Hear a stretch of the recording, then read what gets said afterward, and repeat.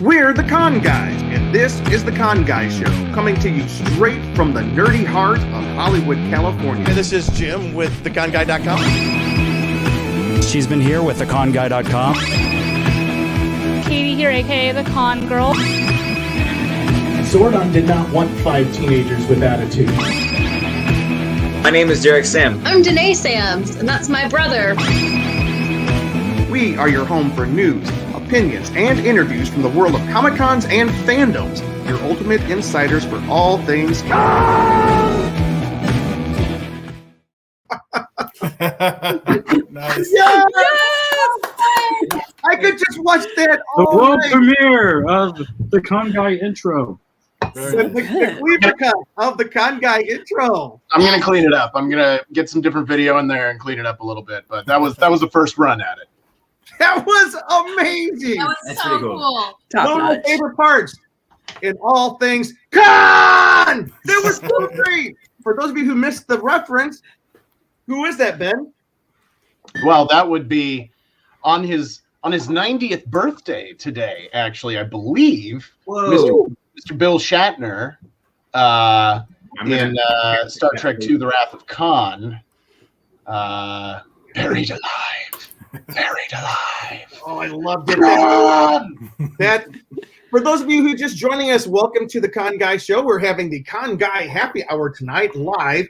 The new intro that we just saw was put together by good old buddy Ben Weaver.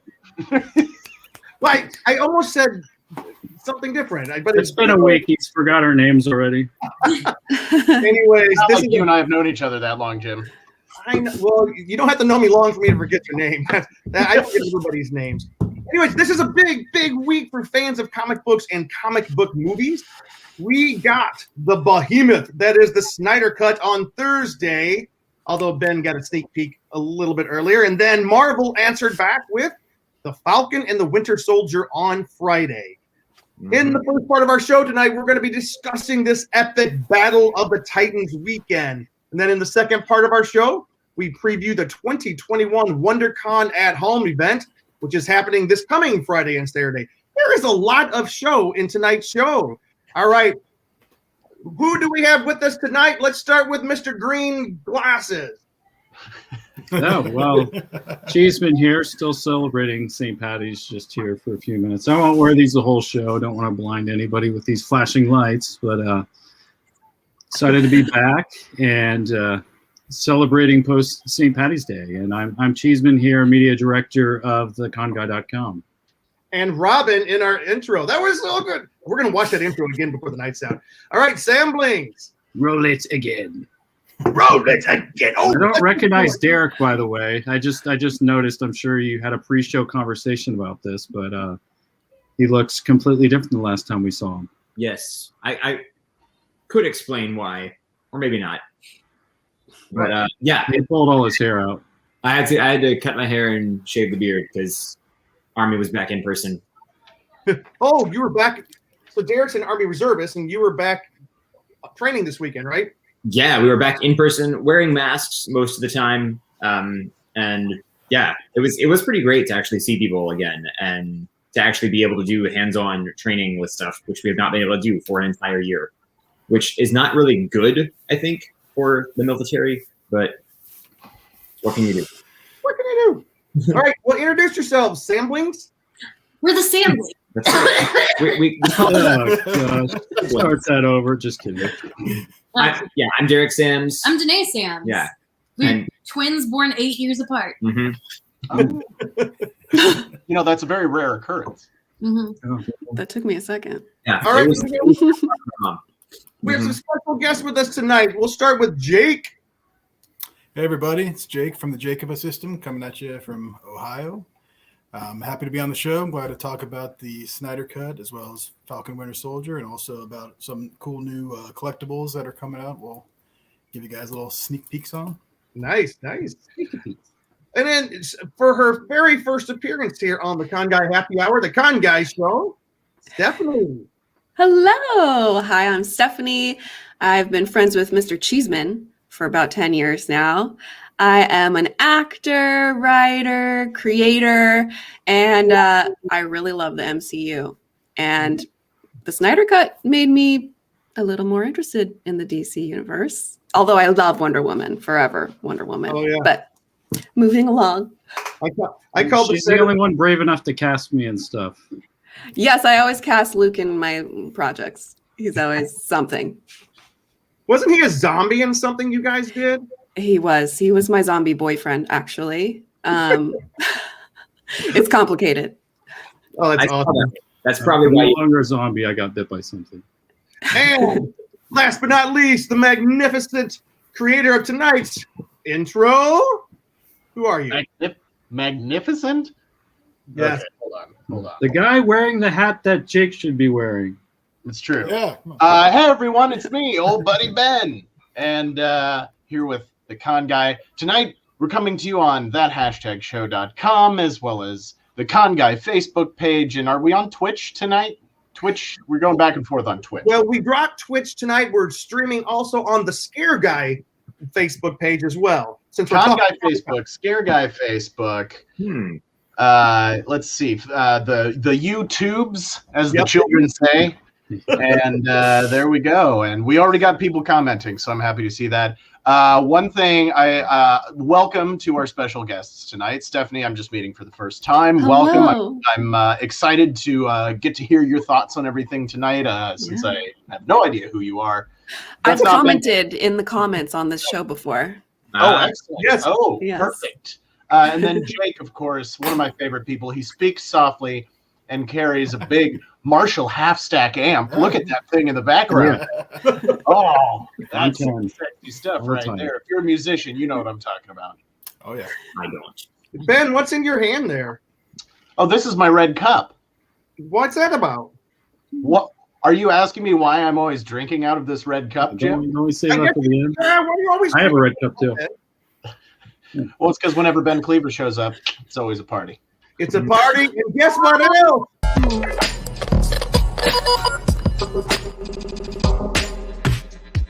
We're the Con Guys, and this is the Con Guy Show, coming to you straight from the nerdy heart of Hollywood, California. Hey, this is Jim with theconguy.com. She's been here with theconguy.com. Katie here, aka the Con Girl. Zordon did not want 5 teenagers with attitude. My name is Derek Sam. I'm Danae Sams, and that's my brother. We are your home for news, opinions, and interviews from the world of Comic-Cons and fandoms. Your ultimate insiders for all things con. I love it. Yeah, I think this is going to become like the new Ryan dancing video. We're just going to roll it. I love that you got Derek descending the stairs at WonderCon in his glorious red. What cosplay is that? Nice. Yeah. That was Agent Mulder. By the way, the suit and tie top and red speedo for the bottom.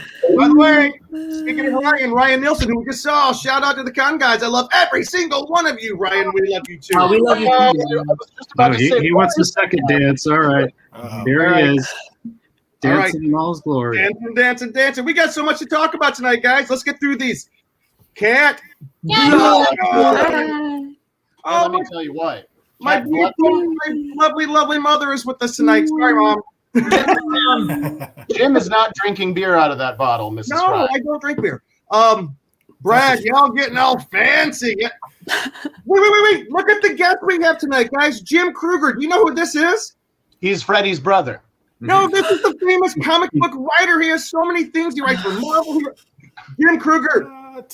This is the notification. We're going to get you on the show very, very soon. He's an Did he award. write for Superman? Didn't he do some the major DC stuff? I thought I recognized the name, and I was like, "Wait a second, is this somebody really important?" I mean, every one of you watching is very important. All right. Also, Jonathan Wilkinson. Hey, brothers and sisters, good to see you. And then We Be Geeks. So glad to see you guys today. All right. Mike Emke. What's up? Good to see you. What's up, Matt?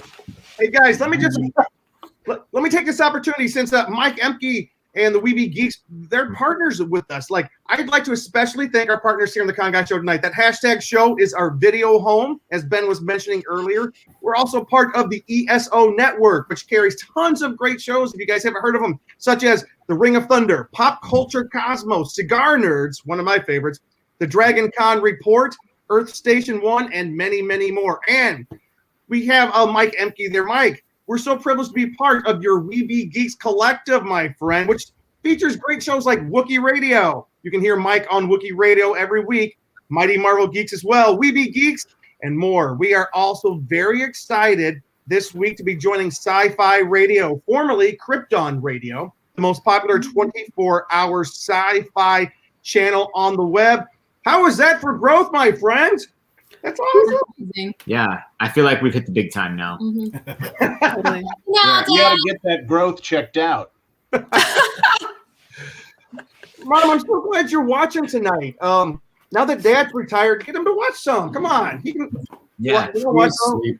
We haven't really arrived until both Jim's parents are watching. My dad can't stay up this late.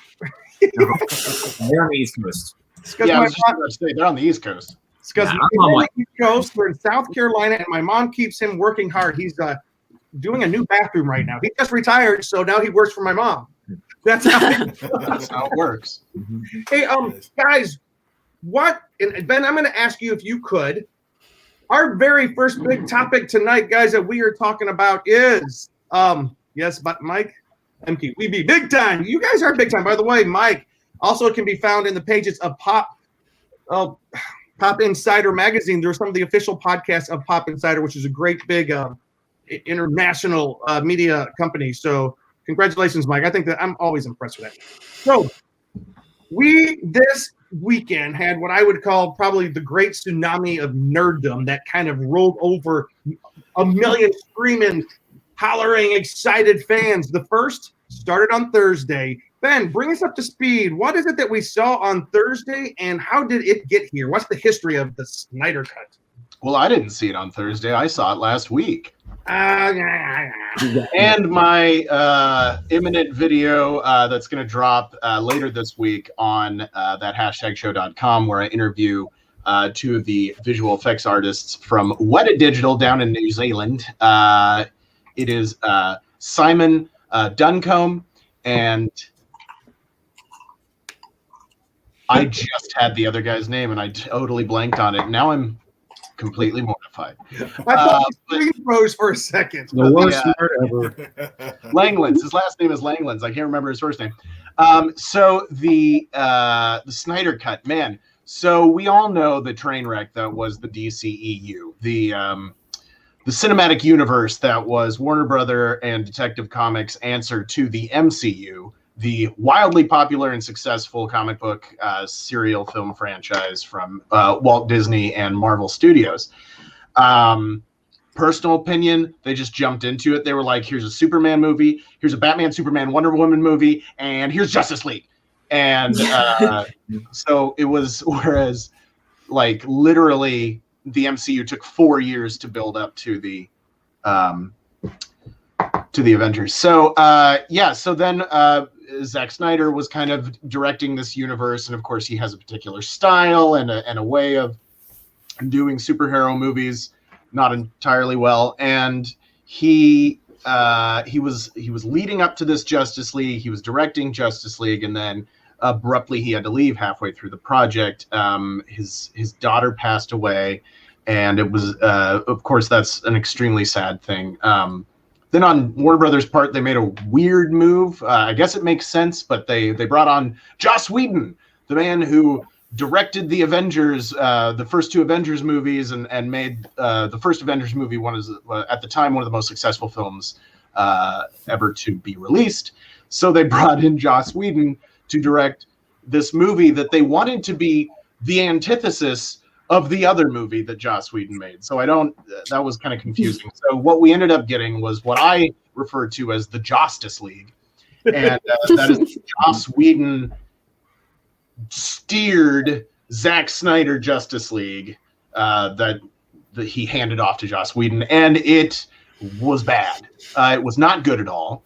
And I I started drinking when I watched the first Justice League film, and as the movie went on, I continued to drink because that was the most entertaining part of the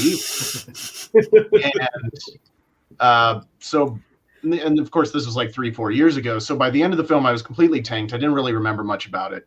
There was some fun stuff, I guess, but then there became this whole campaign. I'm really dragging this out too long. I'm going to nutshell the rest of this. There became this whole campaign, like fans online were like, Snyder Cut, we want to see Snyder's version. Well, the truth of the matter is there never was a Snyder, like there was like storyboards, but there was never like, Zack Snyder didn't secretly finish the movie and then they, made Joss Whedon redo it. So people were like, release the Snyder Cut. And they were essentially saying, it was the Justice Flop, as Mike said. Yeah, the Justice Flop, exactly. So they basically said, let Zack Snyder come back and finish this movie. And on one hand, this kind of sets a bad precedent for movies in general. If we're just going to allow the fans to be like, no, do it again. Yeah. So but what I think we got is so Zack Snyder came back and they did reshoots because they got actors on board and like everybody was hashtag release the Snyder Cut. I think Gal Gadot and Jason Momoa both like tweeted with the hashtag. Yeah, absolutely. Yeah, some of the main actors from the Justice League film were like, yeah, we liked Zack Snyder's vision better than what ended up on your movie screens. Mm-hmm. So it snowballed from there. Eventually, Warner Brothers and AT&T were like, okay, give him another crack at it. So they went back.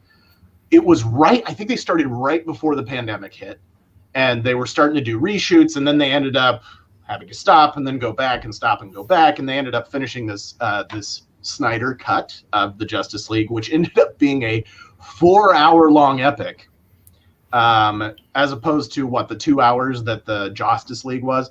And there's a lot of stuff in this. I got to watch an early cut of it, but there's a lot of stuff that remains the same from the original, but there's some tweaks, and obviously the color correction is entirely different because Zack Snyder has his very dank and gray style.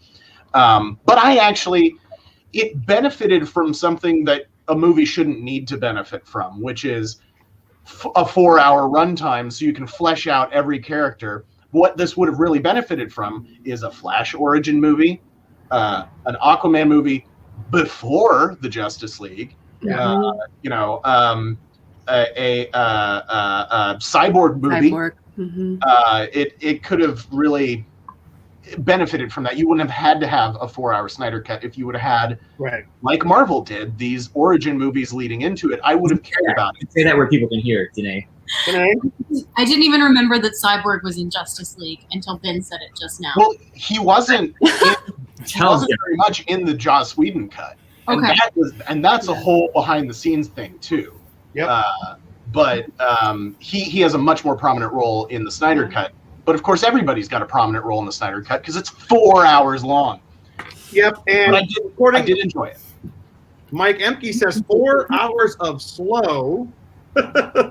And also, he said, I was sober and I don't remember much. I don't mind. That's how I felt about the 2017 version. What's up, everyone? Mick Manhattan. Hi, Mick. I don't mind slow because I went to the midnight screening of Tinker Tailor Soldier Spy, so I'm like, I can sit through slow. But hey, Razor, okay, Jake, you saw it, right? You saw the Snyder Cut. Stephanie, you saw it. I know Luke saw it.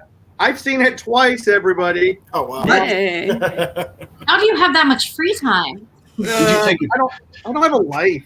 Luke was out of town. He had nothing to do. You spent a whole work day watching this? No, I watched it some with Luke today while I was working. So, all right. So we're going to jump in. We're going to ask our special guest first. Stephanie, thank you for being part of the show tonight. Wait, here's Brad. He goes, I've honestly had no desire whatsoever to watch this new cut. Barely made it through the original.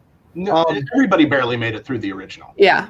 DCEU, dark, cinematic, excruciating universe, according to Mike Emke. All right, Stephanie, I don't want to steal your thunder. What did you think?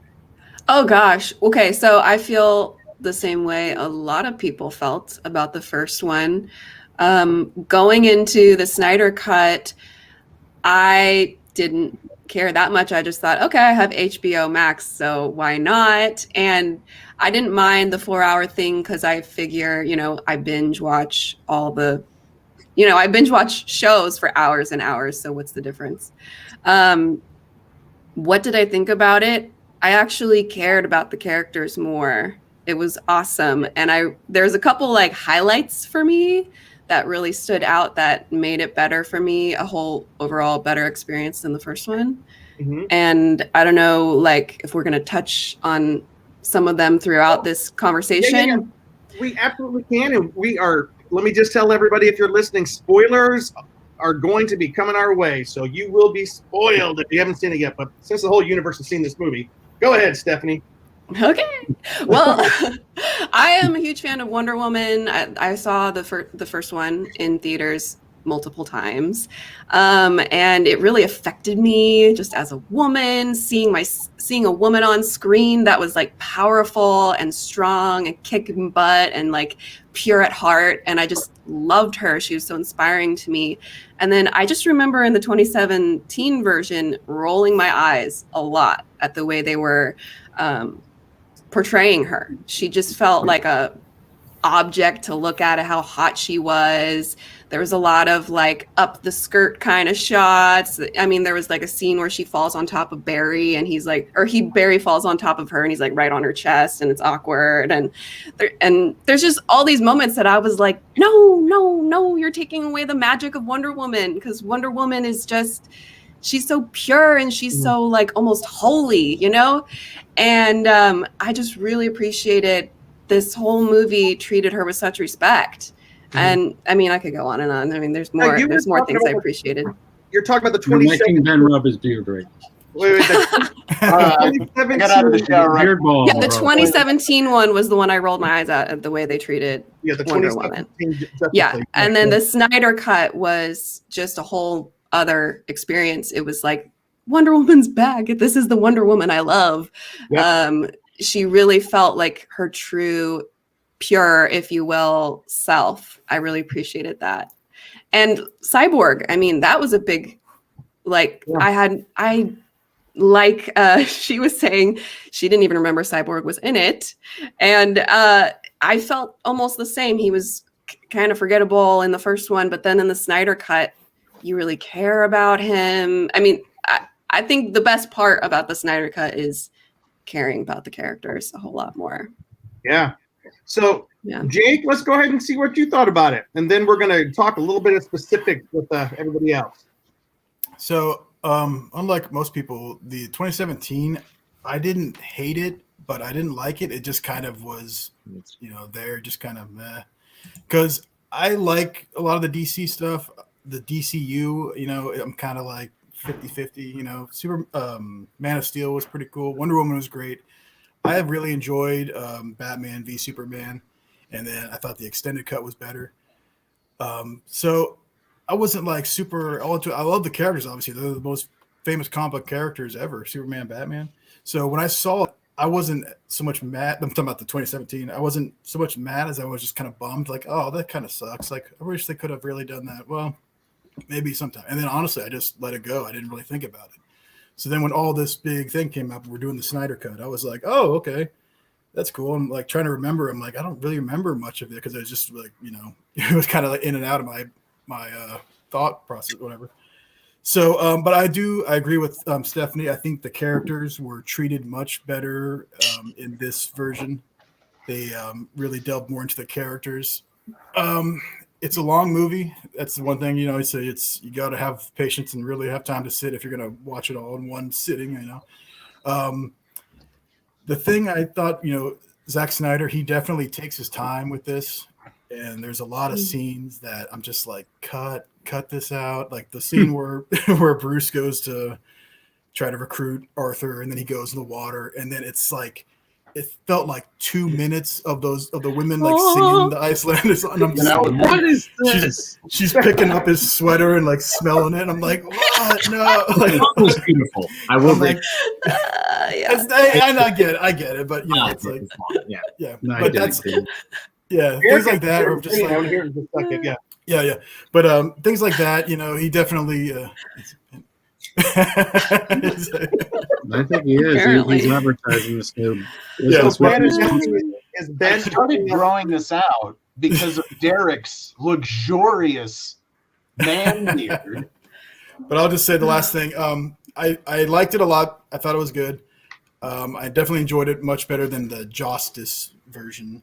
The one thing I'll say, and the thing that a lot of people won't know, we're talking about the Joker scene and the whole epilogue. I didn't really think that needed to be in. I would have preferred if that was like its own separate short film that you could watch at the time, because it has this great epic ending and then the epilogue, and it just keeps going. And we're going to talk about that. We'll talk about that by itself in a second, because apparently that whole epilogue was nothing more.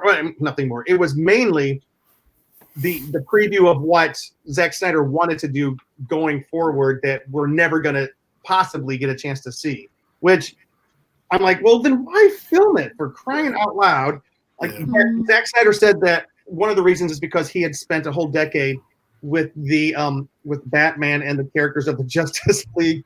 Watching Ben groom himself is anyways, but like we had spent a whole decade with the Justice League with Batman, but he had never put Batman and Joker face to face. So he said he wanted to do that. Yeah. I wish he would have resisted that urge. All right, Derek, you were having a couple of different opinions there while Jake was speaking. Wait. The song was pretty. Yeah, I was just saying the song was pretty. I will grant that. So between the kids and Army over the weekend, I had time to watch about 46 minutes of it this morning while I was working out. I watched Falcon and the Winter Soldier first. All right. You got important stuff done. Yeah. Yeah. And so far, I have liked what I've seen, because my biggest complaint with a lot of the DCEU movies is it felt like they just didn't get the characters and didn't honor them well, particularly Superman. Granted, I didn't grow up reading the comic books all the time, but I knew Superman from the various Superman TV shows. I watched Lois and Clark as a kid, and yes, it was cheesy, but man, that was fun. You having fun? Okay. Drink. So, and then, of course, with Smallville and other the older movies about Superman, and now Superman is not supposed to be dark and brooding the way Batman is, and getting that, it has always bothered me. So what I do like about this so far is we're just getting more character moments. I like the idea that they can actually develop Cyborg and Flash a little bit. Hopefully, I've still got to watch the rest. But I liked the song, even though that scene was a little long, and I liked the song in the scene after that, which was a little strange having them back to back. But when Lois Lane is going and mourning over Superman, we see that she's been going to this monument, this memorial spot every day, and she's being nice to the police officer, bringing him coffee, and he's like, "Still here, Miss Lane," and we're seeing all the flowers that are out there, because that was another thing before. We didn't really see how the people were mourning Superman. We didn't see how the community was all affected by it. What we had seen was how people were angry and didn't like him, and how there was graffiti on the monument and all these things. And then we saw how there was more crime happening now that he was gone. But we didn't see that in this movie. What's that? There was none of the graffiti and crime stuff. That's all been removed. We removed graffiti. So nice. So yeah, I feel like we're getting a little more character development, which you have time to do when it's a longer movie. And I, for one, do think that the comic book type stories work better in a longer format, in many ways, because we get to see so much instead of just trying to grab like the big moments and the biggest villains from the comic books and smash a bunch of stuff together to make it work in a 2-hour movie. But in years past, that's all we've been able to do, because we're going to have some live action films, storytelling, the big budget stuff for the huge visual effects and the epic scenery. It all has to be in a movie on a big screen instead of on TV. But now it's not like that so much anymore, because we have these streaming services. People have big screen televisions a lot more. You've got high def TV, you've got great sound systems in the home. And with all these streaming services, we're getting a whole lot more of that. So we can have things like WandaVision. We have things like the Netflix Marvel series, and now Winter Soldier, and now something like this can exist. And we've also had the DC TV shows from the CW and those huge following. So I like the possibility of having a really long superhero movie. It's kind of the best thing they could do with the Justice League right now, when there have been multiple Avengers films and there's been so much time to really develop all of that. Right. And this is, so far I don't know that it's still like quite where I would like it to be, but it seems closer. You know, and to your point though, like I think, even though all of us watched it as a 4-hour and 9-minute movie, I think, or something like that, we probably all watch it like that. It's actually split up into 6 different sections plus an epilogue, kind of like comic books. So they did, for those who wanted to watch a section at a time, it is split up into conveniently split sections. I wish it was almost like episodic online, like you had to go to the next episode. That would have been. I was just gonna say that. Do you think it would have been perceived differently if they would have had like a episode per week and made it like a mini series instead of just one long movie, or would that be too long between each section to really think? I don't know. Now with like WandaVision and Falcon, now it's like get episode, then you get a whole week. I think it would have been interesting, and to focus on a character each one, you know, like. But I mean, that would have required a lot of reshooting to tell a nice beginning, middle, and end, and have act structures and all that. To something like that would have been probably too difficult. But I think an idea, and this might inspire stuff like that, where you really could kind of create an ensemble cast like this, but then give each episode kind of like they do on like the show Lost and other stuff, where certain episodes focus on the backstory of a certain character. I think this kind of shows that they could possibly do that within the superhero world. So universe. So I think I don't know which way I'd go on that, but let me guys tell you. Let me see. Is everybody? What did you think, Jim? I'm going to tell you right now what I thought, and I enjoyed it better the second time because I actually there was a couple moments. I'm a big softie. I actually teared up a couple times when I started thinking about what this movie actually was. And then at the very end, the final words you see on the screen at the end of the credits, it's for Autumn. Yeah. And if you think of this movie as a parent to a child, it changes everything about the movie. Every single superhero in the movie was dealing with issues with their parents. Every single one in such a big way. And I don't think that was quite so strong the last time. Wonder Woman and her mother, she and her sister. But she was afraid that her mother had been killed by this man, and it was generating her. Superman returning to his mom on the farm. That was just one of the most touching scenes in the film. Batman, of course, we know his history with his parents, and it was kind of motivating him. But then Superman 2, there's the both dads thing, and I think wasn't there both voices kind of going back and forth in that one scene, which was kind of cool. The two dads, when he was back in his spaceship, both of his fathers were speaking to him to encourage him to move forward. And then perhaps the two most moving father-son scene. I mean, the father-son stuff was just getting to me. Like Cyborg and his dad. And spoilers, how his dad sacrificed himself to save the world. And Cyborg, that was like the moment he finally came to reconciliation with his father. And then Flash and his dad who's in prison. And the last thing he does, I'm going to tear up, guys. He's like, the last thing he does it for his dad because he's trying to make his dad proud of him. Mm-hmm. Dad, I saved the world. Cry. Dad, I saved the world and I got admitted to this crime lab. My son, nothing can stop him. So like, once I started thinking about a lot of indulgences with this movie, a lot that needed to be cut. But once I started thinking about like all these super slow scenes and how they were building towards the whole thing is a family drama about children with their parents. And I was like, wow, that part to me is what, here we go. Betsy, hooray for all of us. Okay, Jim, dads too. Tom, for anybody who's just listening. Oh, that was Luke's mom who was mentioning it. So anyways, that was my favorite part. And I know we're going a little bit long, but this is what I would consider the biggest nerd moment of the year is this weekend. So let me ask you guys this. What do you think of the villain Darkseid? I haven't gotten that far, so I don't know. So like the big bad. The big bad. Yeah. Was he scary or was he a good addition? Because He was barely in the Justice League, but he is a main character almost in this version. He wasn't in Justice League at all, was he? I mean, it was. I don't know if he was. And they hinted at him coming in the future, right? And they just had. I think Snyder's trying to get another film. I think that's kind of the purpose of it, and I think he kind of teased it.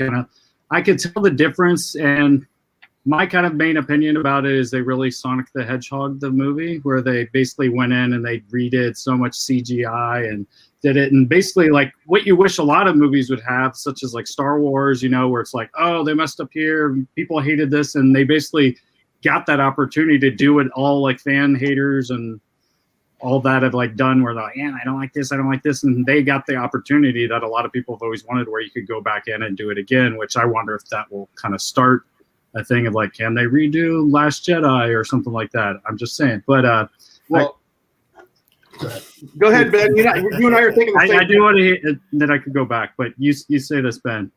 Well, I was going to say, that's what I was saying earlier. This sets a bad precedent for just like, people that like that movie, let's just do it over.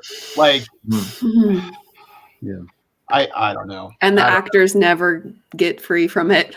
They're just going back and back and back. Yeah, but those actors are making money on this. That's true. It's true. As an actor, I was thinking a lot about how, like Cyborg, he probably was so bummed to like film all this stuff for the movie and then have it stripped off of him, and he's like, guys, I swear I was in the movie, I swear I had a good part. But now we all get to see it, and it's like justice for Cyborg and all these actors who got cut. Yeah, I mean, a lot of ways. I was just gonna say, just on that thought, like if you could be Batman 50 times, like you'd just keep being Batman. I know I right? would. Yeah. Or Superman. Well, but that's not necessarily the case, because Ben Affleck could have kept being Batman, and then he was like, it's true. Nah, man, I don't want to keep doing this. And I think that's the thing, is like, if it's not just enough to be Batman or to play Batman, it's got to be good. Otherwise, then you're known as the shitty Batman, like, and like Clooney isn't going around telling people George Clooney isn't going around telling people, I played Batman. He's telling them, I played Danny Ocean. I played the good parts, and I think as an artist, I think all of you can probably connect to this. And I feel like Stephanie was probably leading to this. That's my dad. We are pro actor. We are pro actor. There you go. And it isn't just about money. Of course, if you're at this level, you're making all the money in the world for any set that you step on. But if you're playing a role and they just keep bringing you back to play this role, and it's not good, and it's not showcasing what you can do, and it's not satisfying to you as an artist, then the money doesn't matter. And it doesn't matter at that point anyway, because you've already got millions of dollars. Listen, if they called me up and they're like, hey, Ben with credit card debt, do you want to play Batman? It's a terrible film. I'd still be like, how much are you going to pay me? Yeah, I'll play Batman. But if I've, do it for free next weekend, let's do it. Yeah. But Ben, do you think that Ben Affleck did a terrible Batman job? No, I don't think so at all. No, I think he was great. I think Ben Affleck left because the franchise was going down the toilet. Yeah, He was supposed to be his own standalone. I think everyone involved did a great job. My only person who I would recast would have been Lex Luthor. What's his name? Jesse Eisenberg. Jesse Eisenberg. I just don't. I want to see like Bryan Cranston as like Lex Luthor, Oh wow, that would be like perfect. But instead, it's like Michael Rosenbaum. Mind blown. I know what they're trying. Multiverse, Lex Luthor, make your way. Just think about it. It's been so good. But Jesse Eisenberg, I know what they're trying to do. They're trying to make him more like, the complete opposite of Superman, the little skinny, nerdy guy, but he's like a genius and everything. He's still. Yeah, don't go from Gene Hackman to him. I was just gonna say I'd forgotten about him. I'd forgotten about him until that post-credit scene. I was like, oh yeah, this guy. That post-credit scene wasn't that bad, and we got the scene's the scene's cool. That's the only casting decision. I was like, no. I would say for casting also, Amber Heard is like not everyone's favorite person right now. Yeah, I'm surprised. We're gonna get to you, Marvel Universe. Hello, Marvel Universe. Marvel Universe, I love you. Yeah, she doodles in beds. to get back at X. Well, I don't want to talk too much about the gross stuff about Amber Heard. But let me just say this: her accent was bad. It was rough. It was really rough. I agree, and it was distracting. Yeah, I do have to say though, like Luke, to what you just said, it was a little bit disconcerting to, I hate to say it, to watch her on screen. I mean, I would have felt the same way if it was Johnny Depp on screen. It was it's hard not to think about some stuff when it gets so sordid in public, but like I try not to do that. By the way, can we address this right here? Where did it go? And Brad said that DC announced that they will not be continuing the Snyderverse in another film. I heard they said the same thing. The numbers came in. Yes, I don't believe them for 1 second. I'm sorry, I just do not. Yeah, we'll see. I don't. If we already know we're getting more of the Shazam stuff, and that is technically in the same universe. Yeah, well, and Henry Cavill signed on. Yeah, Henry Cavill signed on for the next Shazam, and we're supposed to get like 3 of those, and Black Adam, and we're getting more Wonder Woman. Like, so we know it. Like, it might not be Aquaman too, but we're still getting more of these films because they're still making money, even though a lot of people don't like them. I mean, even from what I think, Batman versus Superman still, and some of the others, like even Suicide Squad did really well overseas, and that's I mean, like if they're making money on it, they're going to make them. Can we talk for a second about a part of the movie which has been kind of polarizing? It's a part of the movie that I personally thought I wish I didn't need to see it. Jake kind of hinted at it. Coy Jandreau, one of our good friends of the show, hated this. It was the nightmare scene at the end. Somebody who wants to describe what we saw there, just real briefly. Jake. It was a you kind of saw this in Batman v Superman versus like nightmares of like visions of the apocalyptic future, and it's who's all the I can't remember. It's him and Flash and Mara. Joker, and that guy with the eye patch. Deathstroke, yeah. Nick Fury. And it's them. Not Nick Not Nick Fury. No. It's just them. They're just kind of all sitting there talking and describing things that have happened and what the plan is and stuff. And you learn that, Lois has died. Did they mention anyone else? I guess we just assume a lot of characters are dead. Aquaman, yeah, that's right, Aquaman, yeah. And it really, the whole scene, you feel like it was just an excuse for it to have the Joker in the movie and have them have that conversation, And like I said, it was an okay scene. I thought Jared Leto, however you say it, I thought his version of Joker in this was much better than Suicide Squad. But again, I just feel like it was just a cool little extra, like to watch it after that movie, after that nice ending where they wrap everything up, and then you have this and it just kind of drags. I wanted it just to be like its own separate thing. Like, yeah. And then if you want, watch this cool thing too, Well, Zack Snyder actually did an interview to explain what that final scene was supposed to be. That was what he wanted to go. He wanted to go forward. He eventually planned to go forward.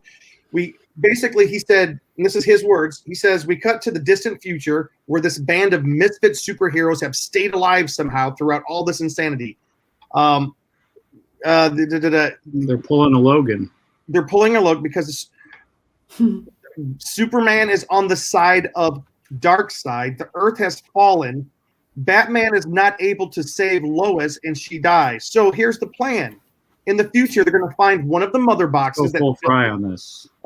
In the future, they're going to find one of the mother boxes that still remains, and using the genius of Cyborg and the power of the mother box, they're going to jump Flash back in time to the Bat Cave to give Bruce an advantage in the fight against Darkseid, so that he could save Lois and change all this. I guess Superman is evil because of his bitterness over Lois being killed.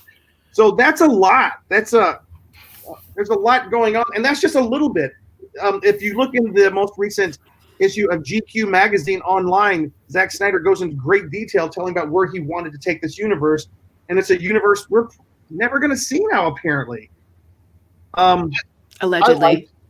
Yeah, I liked the scene because after that, I was just like, everything's nuts. Like, I don't care. Like, cool, let's see some more of that nightmare stuff. Because you saw Barry with his goatee and like the armor helmet thing, like was in Batman v Superman when he comes through the portal or whatever in the Batcave, and so that was like, I was like, oh yeah, and then yeah, I have to agree with Jake. The Jared Leto's performance of the Joker in that scene, that was what I wanted from him, and he did great. You know, when he's like, he did great too. Yeah, that's great. You know, I like Jared Laredo. Laredo. I like this Joker. What did you guys think of Martian Manhunter? Were you guys surprised? The end was cool. His random cameo in the middle of the movie was weird, and out of place. Confusing. Yeah. When he was Martha Manhunter. Martha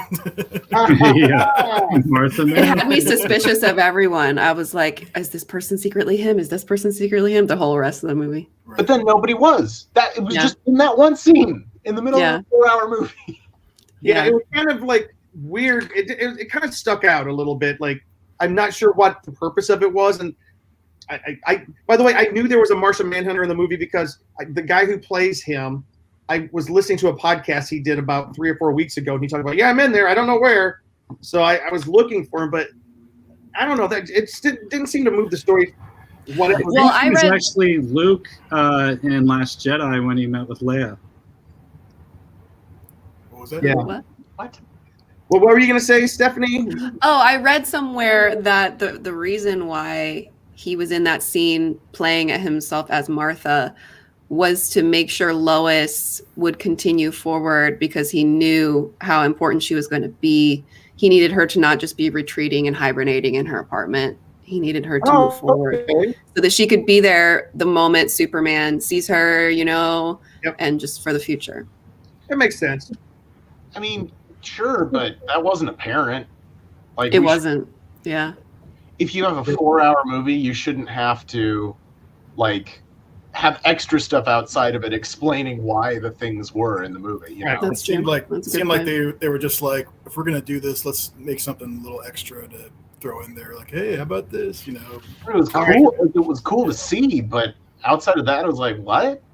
As someone who hasn't read the comics, I had no idea who he was. I thought maybe he was a bad guy, and so I guess it was just a wink to people who have read the comics and know who he is. I don't know.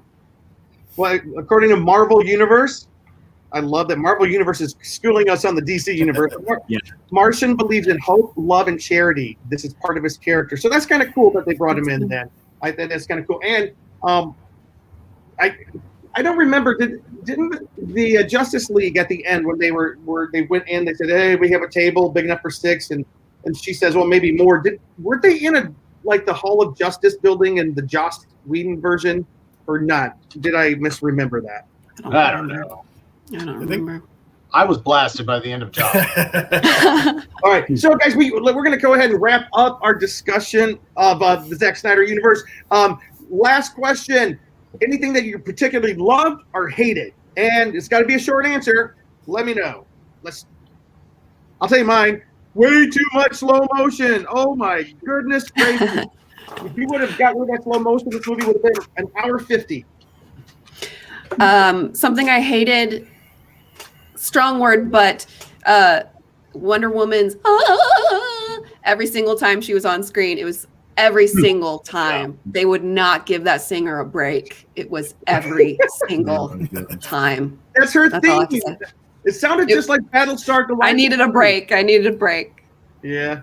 Anybody else? I would say, the music just was distracting at times. Like, this just doesn't seem to fit. But if we're trying to get used to the new Lord of the Rings type of superhero movie, then I'd get used to it. But this just kind of surprised me music-wise. But then something, I'm blanking on what I was saying. Music? Yeah. Oh, I continue to like Flash, and I want more Flash is what I would say. Something like it needed more humor, and I loved the Flash part. And then Aquaman definitely had his moments as well, especially kind of towards the end. He kind of came into his own and kind of had those moments that were in both versions. But I think what Marvel does so well is the mix of emotions. You hit these like super intense like moments, like emotional action and the humor. There's like a full range where a lot of people are doing it was like CW on steroids most of the time, but then the Flash and Aquaman every now and then would say something funny, and I did like, you know, well, I'm rich is my superpower, and then he bought the what was it, the company, the real estate company or whatever, to save the house at the end. He bought the bank. And I had a few funny lines there. I bought the bank. About the bank, that's it. Marvel Universe says he loved Cyborg. That was the best part for him. I agree. That was it was great. Such a good. Yeah, that was a good update. Cyborg was great. I liked that compared to Justice League, they took a lot of the zany comic relief away from Batman, which was the right move. He still had some funny lines and some levity, like, what's your superpower? I'm really rich, you know, that sort of thing. But he didn't have weird, like, zany comic relief lines like he had in the Joss Whedon version. And they left a lot of that really funny stuff to Barry Allen, which Ezra Miller did really, really good. And I know he's kind of problematic off screen too, but he did. I really found his Barry Allen character to be very charming, and I liked him a lot. Definitely. Well, it sounds like the group consensus here is that this is something worth watching. It was an incredible improvement over the previous version from Joss Whedon, and we all give it kind of a thumbs up. Thank you, guys. Things to love, things to hate. And, yep. Not perfect. And this wraps up part 1 of our 8-part podcast.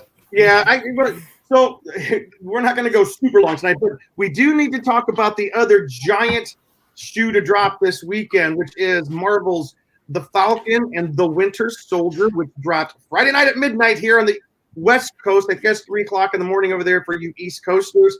Danae, did you see this one? I did. I would love to know what Danae thinks. So if anybody's listened to the podcast before, you know that I have not been a fan of Marvel's most recent release. I won't say what it was, but I mean, just in like the first 10 minutes of episode 1 of Falcon and Winter Soldier, I was able to forgive Marvel for the gas leak of a mini series that we just got from them. We don't agree. Not all of us agree. Yeah. Not all of us agree. Your wrong opinion, Cheeseman. That's fine. My mom now loves Marvel because of that. My hair is red because of that. Everything. Oh my! No. So, I mean, it was so awesome from the start. It was just, you know, I was on, you know, we have the Con Girls on Instagram. I was on there right away, not doing spoilers, but like posting what I was seeing and my thoughts. My instant reaction was like, Sam, why don't you wear a mask when you fly? I would do that so don't swallow any like bugs or anything. But, and it was just, you know, he was doing all the cool tricks, flying through helicopters and all the awesomeness. And, Brad, you can just close your mouth when you're talking to me. He is. He's typing this. So thank you. Thanks. In case you were wondering. Thanks. Actually, it was just so much fun. I mean, and of course, it ended so well with like that perfect cliffhanger. Like, are we allowed to discuss spoilers here? Spoilers, yes. By the way, episode begins with Sam handing basically Washington, this is Captain America's shield. And it ends with Washington announcing, because the government loves to get in the way, meet your brand new Captain America, and some bimbo holding not a fan. Not just some bimbo. Yeah. Like, I'm absolutely sure we saw that guy earlier in the episode. Me too. Me too. Yeah, I think we're supposed to make that connection. COVID-safe bad guys with the red masks. Red hand Saruman style. I was thinking of Saruman the whole time. This is why we relate. Uruk-hai meets real extremist group, but communist. Yeah, and it was intense, and I really think it's that guy too. I'm really excited for this Friday. I can't wait to watch it. And speaking of premiere, I just have to say, Disney Plus, their new original series of Falcon and the Winter Soldier from Marvel Studios ranked as the most watched series premiere ever on Disney Plus during its opening weekend. It beat the premiere of WandaVision, which is the second most watched series on Disney Plus, and it beat the second season premiere of Mandalorian, which is the third most watched episode. Wow. Nice. That's a big deal, guys. Yeah, I mean, it's cool. It was great. You had to. I was just going to sentence. say, I'm excited Yeah. for the Loki series too. I've been Mhm. really nervous Yes. with how he's handled the character since Mhm. Endgame. He's not acted like himself, and I want to see what they do with it. Mhm. And I'd love to see those numbers again after that episode airs. Okay, Jake, Ben, Cheese. What are you guys? Hey, we're in the same square, but I didn't get to say anything. Oh, I'm so sorry. All right, just Moving on, back to Jim. Just kidding. we don't agree about WandaVision because I love WandaVision, but I also enjoyed this a lot. And as I said, I was watching it. Right? I'll see how the rest of it goes, and then I'll decide. It's a very different type of show, and I like that our two shows are very different. And I want to put this out there. Like, we have a question for you, Derek. You can Yeah. answer this very simply. A weekly episode release series like Wanda. Is he talking about the show on Disney Plus, or is he asking if we're going to talk about it every week? The show. Yeah, as far as we know, right? It's going to be every Friday. Disney has said. Yep. 6 weeks. Okay, but what I was going to say, like, I've always Captain America is my favorite Avenger, and I'm part of the reason I love Captain America is, like we mentioned earlier, I'm an Army reservist, and I joined and went and visited my unit for one drill weekend before I actually went to basic, and that weekend was when Captain America came out, and I saw it in the theater before, like, going into a drill weekend, like my first Wow. entering into the Army. And now I'm seeing this, like, right after I got to go back to Army in person after a year of just doing it virtually. And so it's really special to me being able to see that. I loved how in The Winter Soldier, when they introduced Sam Wilson, he was a friend who was able to be there for Steve Rogers and convince him to go to this PTSD support group for veterans. And the way they handled this kind of stuff, like the character things, you know, we're seeing Bucky, who's still dealing with all these difficult issues, and he's talking to a therapist in there, a therapist who's also a veteran. And he's saying, you know, I feel like I've just been going from one fight to another. And apart from a little tiny rest in Wakanda for a little while, it's just been one fight after another. I've never gotten a break. And so he's dealing with all of that. And then I thought it was so interesting, the friend that he's hanging out with, you know, this guy's a World War II, he's technically 106 years old, and he's hanging out with this guy who's this Japanese man. And, you know, people from that generation, especially if they were involved in World War II, sometimes have, you know, unfair opinions about all Japanese people. But I thought, oh, this friendship is really interesting. And then you find out a little more there. Oh, this ties into Bucky's past, so, like, him trying to make amends for some of the things he's done. And there's so much. I just love all the character stuff. And I love, you know, what Sam Wilson, he's trying to go and look out for his family. And I love the action sequences, which that's how this was different from WandaVision. This is much more of an action series, whereas that one was much more about the emotion of it. It was more, you know, set in a home, and you've got one person dealing with grief. Here you've got multiple people dealing with a whole lot of issues, and also this theme of, you know, we need heroes right now, and people approaching that in different ways. I think that's really fascinating, and I think it speaks to what our culture does need right now. You've just, like with WandaVision, you've got a lot of people dealing with grief right now, so it's going to speak to a lot of people. And here, like, we don't have a lot of people that we can really look up to in the public eye because we see, like, so much of people. But where Captain America and Superman, when he's done right, are aspirational heroes, we can get more of that when we see guys who are guys and girls in shows like this who are just doing the right thing, putting themselves at risk to try and protect the innocent, to try and fight for what's right. And that's the kind of hero that I want to see in a series, and I'm glad we've got it. And I've been talking a while. Now I'm done. Thank you. All right, the rest of you, come on, jump in. Let's talk. Coming from a guy who has served the country. Yeah, Derek is. Thank you very much, Derek. If we never tell you, thank you for your service. Yeah, thank you for your service. We do. Thanks. All right. Yeah. Hey, Ben and Stephanie, let's hear from you guys. What you think? Yeah. Well, I liked his point about being friends with Yuri, the Japanese man. I thought that was really sweet. I thought it was really emotional and touching to think about him making amends, if you will, for what he did to his son, which was great casting, by the way, of his son. His son was so likable, and it was really easy to be upset with what happened to him. And I also was excited to see the love interest of Bucky being Japanese, or I don't know what race she is, but I thought that was really cool. Yeah, the story of this next season, or this season, is like something I read. I've been reading about all these things. more emotional about like, where do they go now? What's happening now? How are they going to, make it in this next season of their life? I thought it was funny. My husband, while we were watching it, kept shouting at the TV. He was like, why didn't Tony leave you money? Why are they poor? Why are they struggling? Yeah. He just was really fired up about their finances. It was a good first episode, made me excited. Something that I looked up because I was watching it again this afternoon, and when Bucky's in therapy, he's got this wall behind him that's just all these aspen trees. And I was like, that's a creative choice they made on purpose. So I Googled the meaning of aspen trees because plants always have like a meaning. And it's a shield. Aspen tree shield, you guys. Okay, no I'm way. Shouting. But I was like, the details that goes into the MCU. It's just so good. Okay. Oh, I love that. Please. But when he fell from the train, wasn't it kind of into like a treed area? Did it kind of symbolically?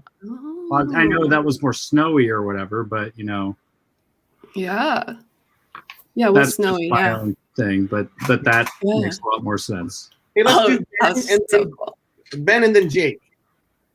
I'm just really excited. I love that these series like WandaVision and now Falcon and Winter Soldier are taking these characters that a big thing I said during WandaVision. You had Wanda and Vision did not get all the chances they deserve to be showcased in the feature films. And so now, and in the same way, Bucky and Sam did not get to be showcased. I mean, they were always like the friend. They were literally, both of these guys were the best friend of the main character in the Captain America movies. And Wanda and Vision were these people that came in Age of Ultron, and then they were kind of along for the ride. And so we're getting to see these characters fleshed out, and we're getting to see these actors have a lot more exercise and freedom to really build these characters, which I'm really excited about. And of course, I was a huge fan of Agents of S.H.I.E.L.D., and so this has, this series is a little bit more action-y than WandaVision. It's a little bit more Agents of S.H.I.E.L.D., but you're also dealing with PTSD. You're dealing with, a guy who is 106 years old, and he had to go through brainwashing where he was an assassin for Hydra and all this kind of stuff, and dealing with that, which is gorgeous to watch. Yeah. I am not a military guy myself, but I think the way that veterans get treated in our country so often, particularly by our government, is abhorrent.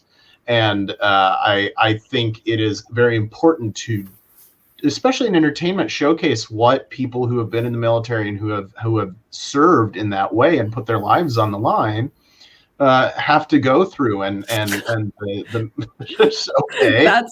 That's my husband. It's a terrible picture of him, but it's a They're thing. posted everywhere around town. Luke doesn't like good pictures of people. Hey, I didn't cut out this one. I was giving it. But Ben, please continue. Well, I was going to say I was saying something nice and important, and then put a sticker on the show. But no, I think it's important to understand that people, these are people, these are heroes, and these are people that are dealing with things, and it's just important to see that in alongside the story of being a superhero. I think it's. Jake, what say you? Yeah, well, first of all, I agree with it. Everything you guys have been saying about it has been spot on. I loved it. I think it's great. I love Falcon as a character. I'm really glad we're getting a lot more into his backstory because he's always such an interesting character. And like Ben was saying, he was just always kind of like the sidekick, kind of like the background character who didn't get to really branch out. As far as the show, like the opening action sequence of this was so great. Like it was top notch. And I was watching it and I was thinking to myself, I can't believe this is a TV show. Like, I know. This is like beyond anything that's like considered a TV show. I love you saw his drone he has called Red Wing. So in the comic, Falcon actually has actual Falcon bird that flies around that he like has on his arm, whatever, and he has like a psychic connection to, and it flies off. So in the MCU, they made it into the drone thing. And I love that when it starts flying off, you hear it kind of making noises, and it kind of sounds like a bird, like little chirping, kind of like weird noises. So I was like, oh, that's so cool. Little things like that. So, but yeah, really cool. I'm really excited to see how it goes, and I'm in 100%. Yeah. And I think this whole thing is so smart because it makes me want to go back and rewatch the movies. Like with WandaVision, I watched Age of Ultron again to understand it better. So this is so smart that they're doing this. Yeah. And you can watch them all on Disney Plus, streaming Watch right them now. all. Except for the Incredible Hulk, it's not on there. It's Universal. Although they mentioned, there was a mention of Incredible Hulk in this. The guy who became the Incredible Hulk was mentioned in this episode. I mean, the guy who became the enemy of the Incredible Hulk. I read that somewhere. I might be telling you a lie, but I heard that he was slightly mentioned in this episode. All right, Luke.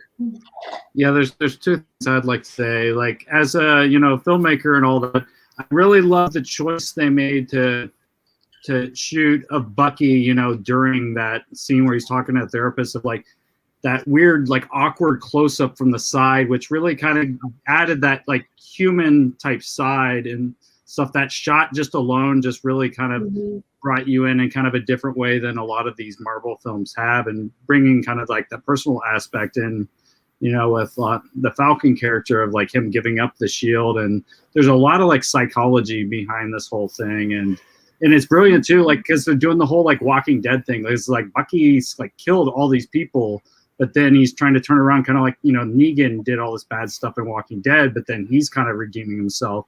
Not Bucky was brainwashed, so that gives him a little more grace and stuff. But it's really cool, and almost, as we're Christian nerds, the amount of like grace that's given kind of in this situation. And on another note, I really like how at the end of this episode, spoiler, is that they're bringing in a new Captain America, which kind of almost seem more of like a douchey version of Captain America, which kind of almost brings in kind of a little bit of the boys vibe. So I'm wondering if they'll kind of give it where he's all about the publicity, the media, and all that, where I'm really interested to see the angle they take on this. And then if, eventually one of them will take the shield from this guy, because he's just kind of almost seems like this little product of they're just doing it to be mainstream. Hey, I just want to respond to Marvel Universe. He goes, I'm sure you guys are not going to show my WandaVision comment. Hey, Marvel, look at this. That's One okay. was good, he says, but a bit disappointing. The fight between Vision Hex versus Vision was obviously stolen from Man of Steel, and that was a shame. And then he said, Falcon and Winter Soldier basically feels more creative. There's nothing. Those are bad comments. Those are good comments. Danae, I'm sure, agrees with you 100%. I don't know. Like I said, I've really liked both. I mean, I like this first episode of this. I really enjoyed WandaVision. I think it's just two very different styles and serving a different purpose, and they might please different audiences, which is fine. All right, this is Jim talking. I have an opinion. No. Go. Do it. There we go. Share. And that's it. Thanks for watching this week. Where No, can we no, find listen. In the comics, Sam Wilson's backstory was he's from Harlem, and he has a different kind of backstory. I love the fact that they changed Sam Wilson's backstory, that he's from Louisiana, from a family business, a fishing business, and they're struggling. The only part I didn't really buy was they go to the bank to get a loan to save it, and because they don't have 5 years worth of income because of the blip, they don't get approved for this loan. I don't believe that. Sam helped to save the stinking universe. I think they're going to give him a little bit of leeway there. He mentioned his government contracts and proof of income there too, and I would think all that stuff would be. Yeah, I didn't buy that. But I also do appreciate they're trying to ground it a little bit more real world. It was so otherworldly. The world, but you can't. We won't let you save your business. Yeah, well, it was so otherworldly, so outer space and cosmic. The end game that we're back, and even WandaVision was kind of like crazy mystical. We're coming back down to quote unquote reality here. Basically losing the family farm, losing the family business, and I guess they're also they're making some statements about race here in America. So I don't know where they're going to go with that, but they're trying to kind of like ground it in current events and ground it in today. So I'm interested in that. The PTSD of Bucky, I thought that was great. I got a little bit tired with the way they kept on filming it. That entire scene was like, here, we're going to let you see a blurry half of his eye and half of his nose. I'm like, stop it! It's because you hate Carl's Jr.'s commercials. Because Jim does not like close-ups of anything. Yeah, I don't like close-ups of people. What's the problem? No, he's seen old videos of me and very Jake well. like college, and we'll film each other super close up, and Jim's like, I can't even watch this. You're like shooting up his nose. I don't like pores. I don't like to look at pores or stuff like that. Justice League is to slow motion as Falcon and Winter Soldier is to close-ups. Yeah. There's your IQ tips. Right. Well, but if that's my worst complaint, okay, I'm going to say one more thing, though. I think we should all just move to close-ups for the rest of the show, just to bug Jim. No, like, I cannot say that I loved this episode. Get out of my plate. Yeah, do the beard. Do the beard. Oh, I can't do beards either. Beard. So we do have to kind of wrap up this discussion. I'm going to say that I hold out hope that this is going to be a straightforward, awesome series. I think we're going to be surprised. I cannot wait to see Sharon Carter. Now, I was hoping to see her because in the trailers we saw her kicking some butt as like Agent Sharon Carter. I want to see a little bit more of that. We had the opening big fight scene, and then the rest of it was sweet, but it petered out a little bit, as a TV show should be. I don't think the big reveal at the end was so. I'm like, dun, dun, dun. Maybe I was late and I was watching it because I did watch it at midnight. I got done watching it like at 1 a.m, and I waited for an end credit scene. I was like, "Is that it?" Oh, I'm intrigued by that new Captain America. It's USA. Oh, yeah. He's going to be setting up some shiz. But speaking of, Stephanie should absolutely cosplay Sharon Carter. I'm sure you've been told that before. Oh yeah, I have. You totally have an Emily Van Camp look to you. So Thank you. I loved her in Revenge, and I love Peggy Carter. So because of Peggy, I love Sharon. Yeah. But don't get me wrong, I did love this episode. It was great. I don't know why my expectations were just so high from the trailers and stuff, but I guess that's still to come. I have high hopes. Go ahead. I thought it set it up really well. Like this laid the groundwork for the rest of the season. I'm excited about what's coming next. I was surprised we didn't see them both together in the first episode. I wasn't expecting that. That was an interesting thing that they haven't quite brought them together and kind of told their story separately. Did that surprise you guys? That because based on the trailers, it made it seem like they were together the whole time, kind of like the Lethal Weapon kind of thing, like the buddy action kind of thing, but they haven't come together yet, which I'm sure they will probably here in episode 2. They have to take down the new Captain America. Yes, I'm very much a fan. I love it. No, I love Captain America. I love Bucky. I'm not going to say your other comment there, Marvel Universe. It's funny, but it can be funny for us. We'll laugh about that.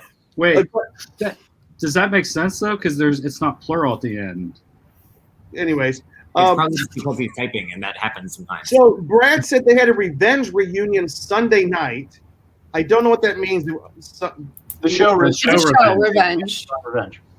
I know the show. Campus, like action. Which was the actress that was in, she's in these Captain America. She's Carter's. Sharon Carter's Emily Van Camp, who was the star of Revenge. Yeah, that I know. Okay, that I know. So that's how it relates. Where did he said they had a Revenge reunion Sunday night. Okay, that's what I didn't get. What he was talking about. He's bringing up a current event.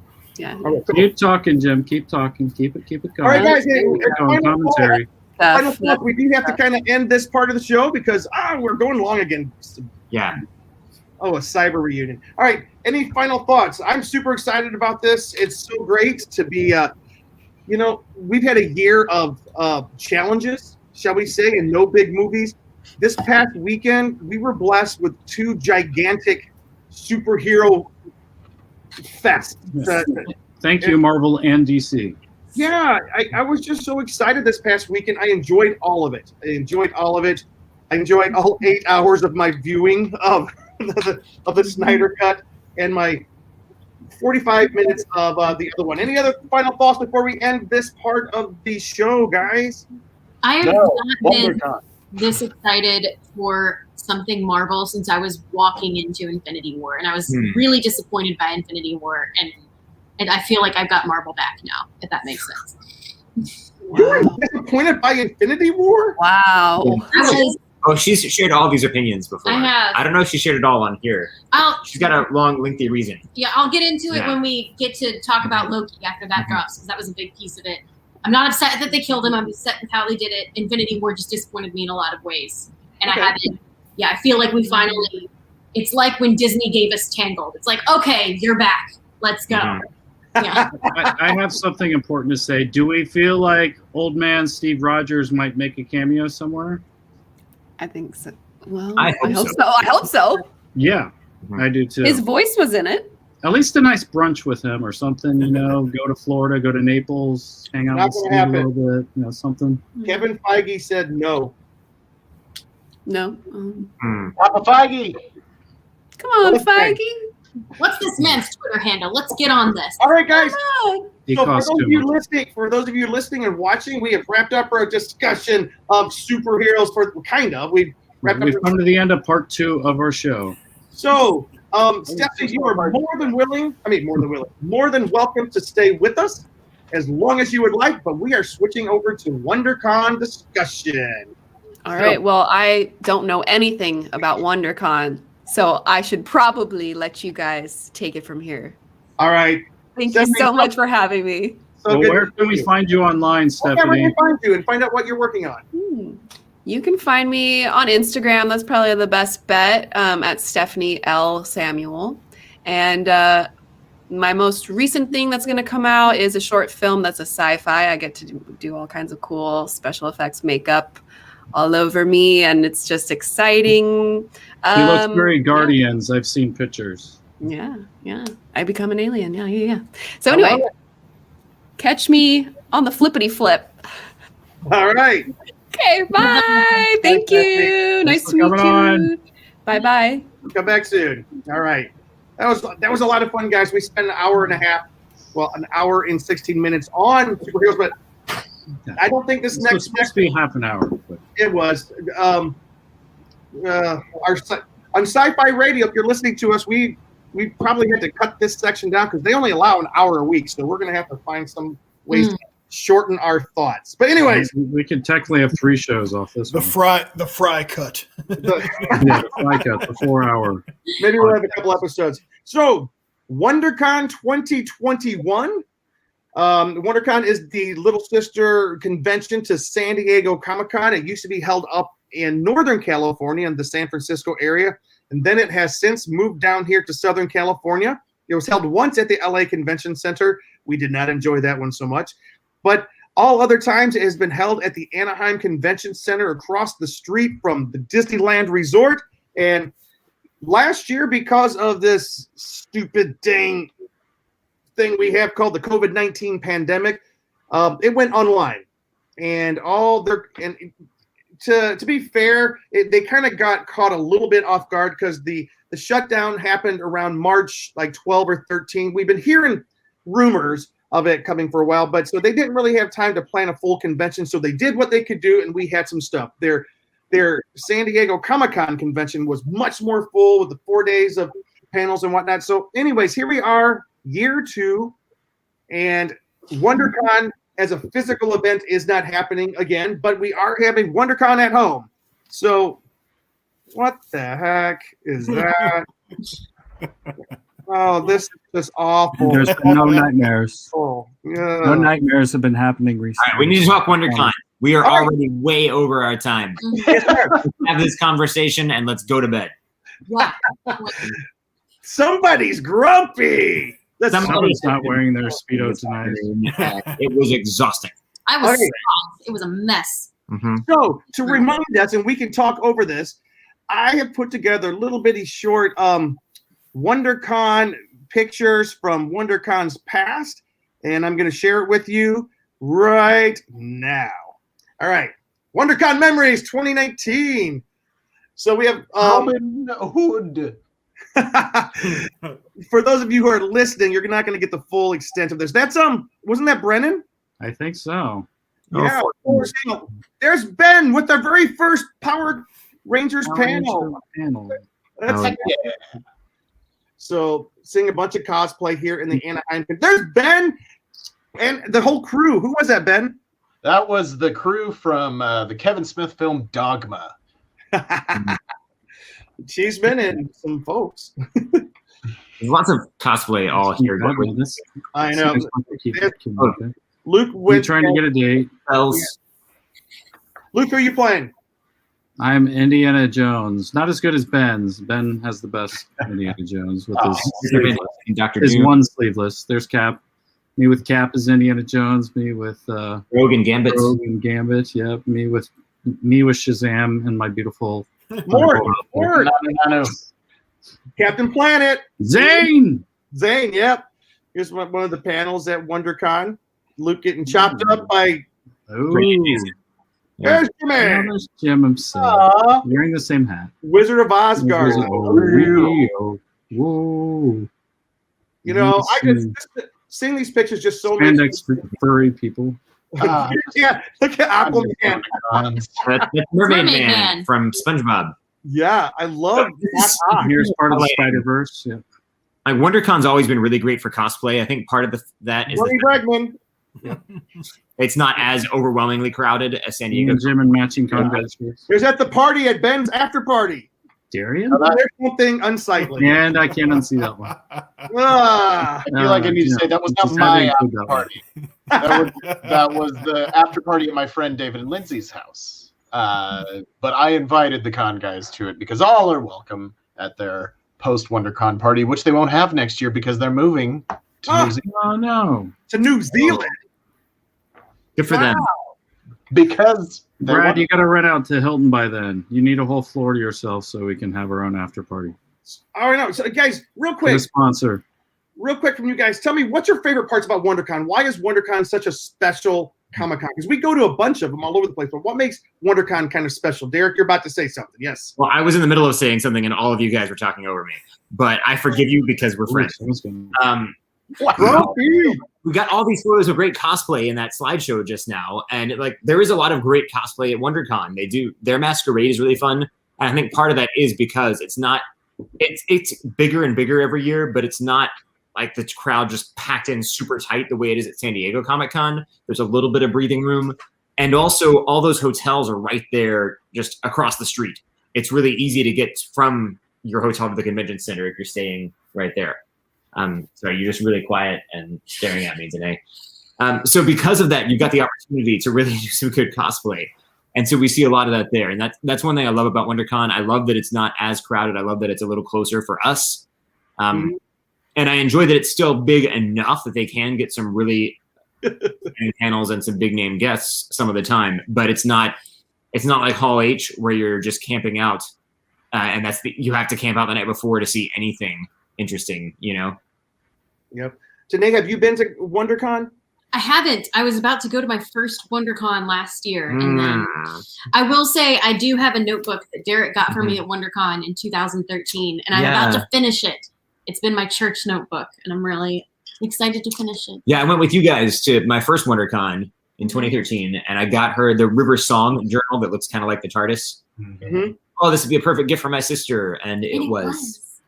That's cool.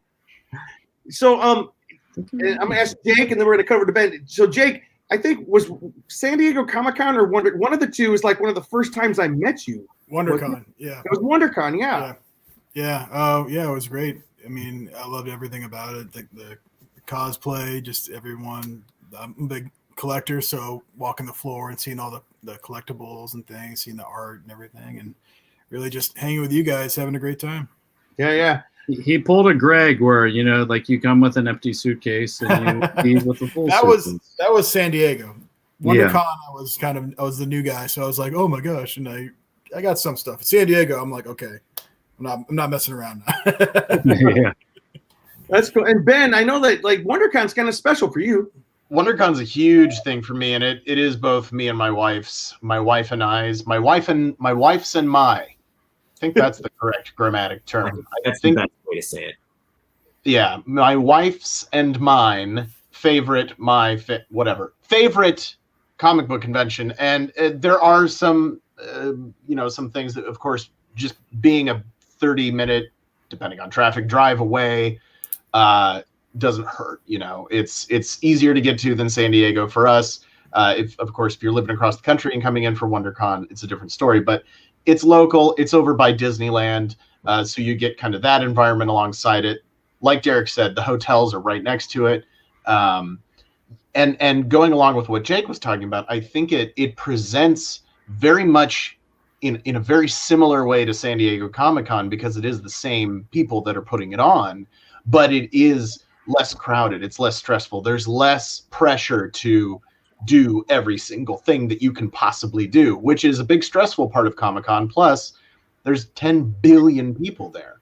Mm-hmm. And while WonderCon is really well attended, it does not feel nearly as shoulder to shoulder as San Diego does. And so it's a much more relaxed atmosphere, but you're still getting the same level of quality of an experience with, pretty decently big names on panels and a lot of really great entertaining stuff. Plus, again, the hotels are right there. People are walking around back and forth from one hotel to another in front of the convention center after it closes.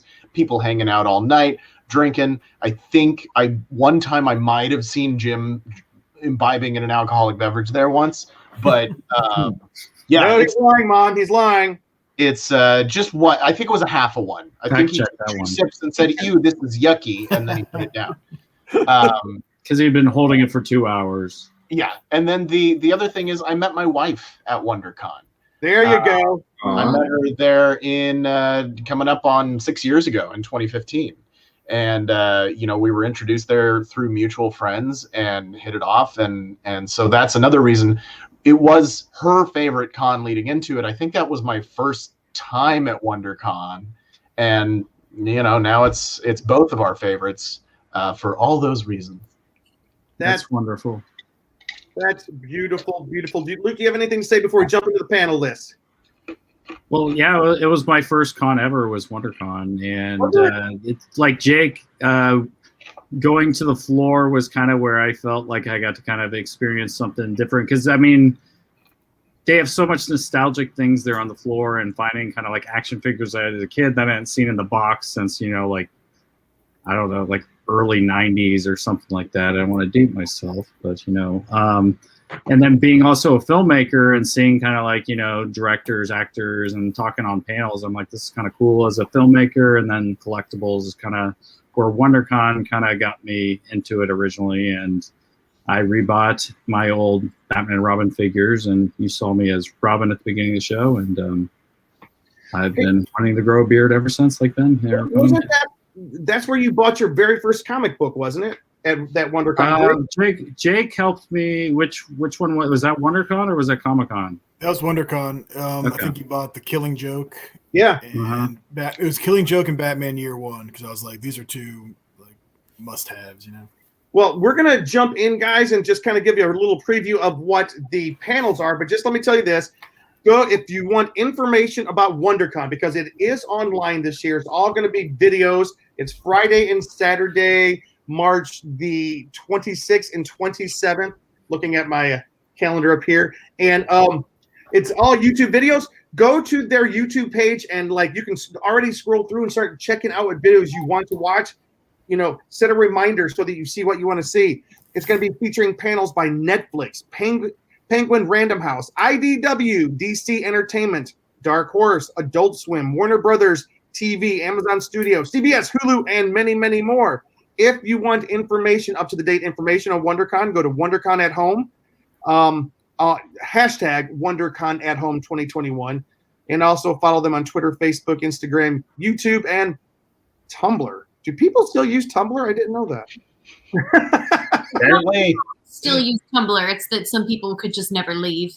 All right, Derek, I know that you guys have been looking at some of the panels. Tell me what some of the panels that you guys are excited about for WonderCon this weekend.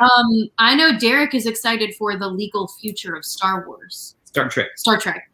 Star Wars a long time ago in a galaxy far, far away. Star Trek is the future. Star Wars is the one that I watched. Yeah, that one sounded kind of interesting, but I was more excited about this 20th anniversary retrospective of The Lord of the Rings, because this December will be 20 years since The Fellowship of the Ring first film came out. So this is a retrospective on that, and that's at 5 p.m. on Friday. Go on. I'm really excited for Gaming Across Comics and Books, which is at 2 p.m. on Friday. or no, 12 p.m. My phone screen wasn't loading. Because there are just so many games that come from books now that have been awesome. I mean, we have Harry Potter behind us. I've lost count of how many Harry Potter games there are. As you count like across platforms, there's a lot. There's a ton. And of course, I mean, you guys know that I'm a fan of The Witcher because I wanted to play the video game and RPG games made me sick to my stomach and I couldn't. So that's why I read the books and watch the TV. And why else do you like The Witcher? Who isn't a fan of Henry Cavill, okay? Mm-hmm. Shirt off, right? Yeah, mm-hmm. Derek will agree with me there. So that's just so cool. And of course, I've also just read books before thinking this would be an amazing video game. Oh, hasn't anybody gotten on this yet? I was going to add, there's also something called like Dispatches from Middle Earth, and I'm trying to find the time. I lost it in my list here, but it sounds like it's about the Amazon series and some of the news we're getting of that. There are also some cool screenings. They've got a bunch of Muppet Treasure Island. Muppet Treasure Island, the and greatest Hook. pirate movie ever made, the second greatest pirate movie ever made. What's the first greatest? Muppet Treasure Island, and Hook is the second greatest. Hook is the second. Oh, Hook is the second. Okay. Mm-hmm. Oh, Hook! I love Hook. It's a great one. Rufio. And there's Tor Books doing a panel. They do some cool sci-fi and fantasy books. Anything about book publishing and stuff that gives advice to writers tends to be interesting. I did go to one a few years ago that I see is on the list again. That was just not what was advertised. So I'm not going to do that again. And I won't say what it is because I don't want to be all negative. But don't be all negative. Hey, does anybody else have any Friday panels that they were noticing that they might like? Derek and Danae are doing a great job in this, by the way. I know that they are panel experts. I noticed that on Friday there's a panel that I do want to see at 2:00 on Friday. There's something called Ghost Brothers Lights Out. The three hosts of this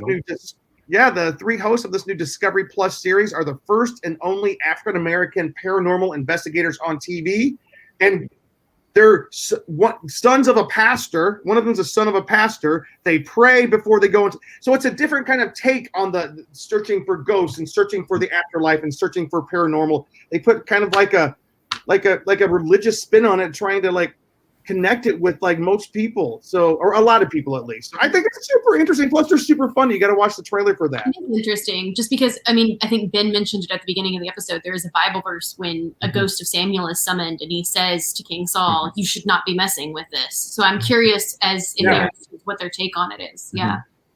Mm-hmm. I think that was before we started broadcasting, but okay, my bad. I start bringing it up. The Witch of Endor. Also, at 6:00 on that day, AMC's Creep Show is having a special preview with Greg Nicotero, who's been on this show. So that's going to be cool. He's got a show on Shudder called, it's Creep Show. You know, the Creep Show, the series. So it's going to be cool to see what is on deck next season for his show. Also, a friend of the show, Sonic the Hedgehog, the writer of Sonic the Hedgehog, is part of the Sonic is the friend. Sonic's the friend. Anyway, they're celebrating their 30th anniversary at 11 a.m. on Friday.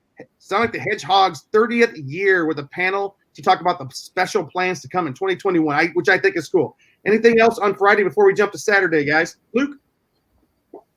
Oh, okay.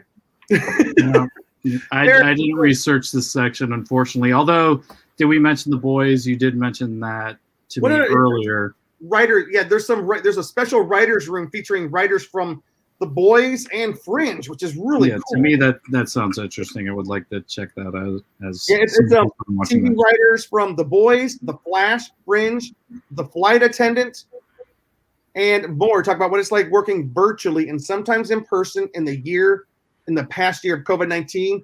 And for those of you who don't know, writers rooms, they're the ones that put together the TV shows. And there's usually like somewhere between like 6 to 12 writers in a room working on a series.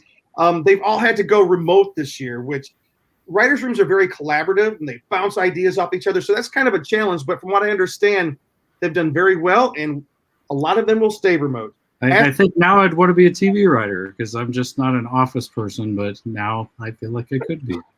Luke wants anything that he can sit at home. What are you talking about? That would be great.